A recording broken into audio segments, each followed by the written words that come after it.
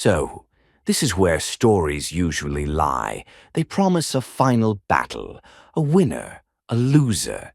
That's how myths protect themselves, but real endings don't arrive with fists. They arrive with understanding. Let me tell you what this was always about. Not chaos, not madness, not me. It was about comfort. Gotham built itself on a very delicate arrangement, extreme wealth at the top, endless pressure at the bottom, and just enough order in between to pretend it's sustainable. That kind of city doesn't need justice. It needs relief.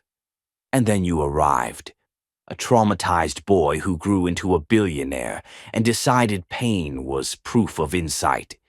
You didn't wear the mask to scare criminals.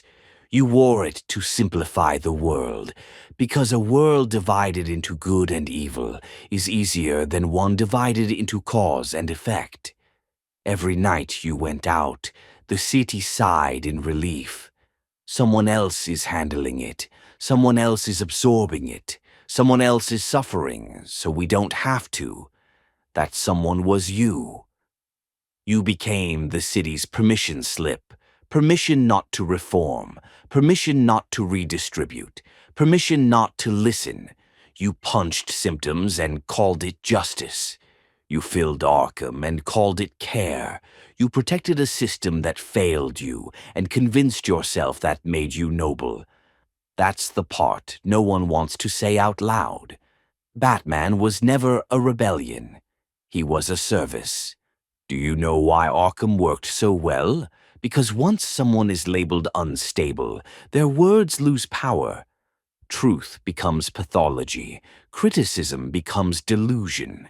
And you were very good at delivering people there, not because you were cruel, because you were efficient. Efficiency is the favorite virtue of broken systems. It looks moral, it feels productive, and it avoids responsibility. I never needed to fight you.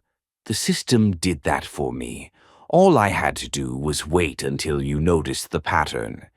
Same streets, same neighborhoods, same outcomes, nothing healed, nothing changed, and then it happened. That tiny pause, that moment where certainty cracked and a question slipped through. Why does this keep happening? That question terrifies Gotham more than any criminal ever could. Because if crime is inevitable, someone profits. And if someone profits, someone is responsible. You felt the city turn on you before you understood why. Not with hatred, with distance. They stopped believing. They started evaluating.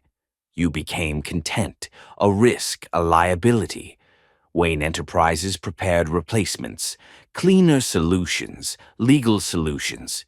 You were never meant to be permanent.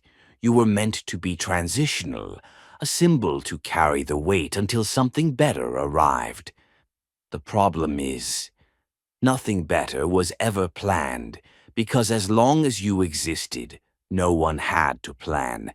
And now we arrive at the choice, not yours alone, the city's. You can stay Batman, you can double down, harden, disappear into function.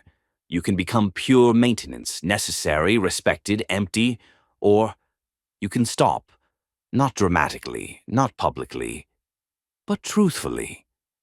You can admit that your mask protected power, not people, that your wealth could have dismantled systems instead of managing their victims, that your pain did not grant you moral authority. It only gave you motivation. If you step away, Gotham will panic, because without you there is no excuse left, no distraction, no one to absorb the blame, and that is why they will beg you to return. They will call you irresponsible, dangerous, naive. They always do when someone refuses to play their role. But here's the part they don't want you to realize. Gotham doesn't need a hero. It needs accountability. And accountability doesn't wear masks. That's why I laugh. Not because it's funny, but because once you see it, you can't unsee it. The joke was never on the city. It was on the myth.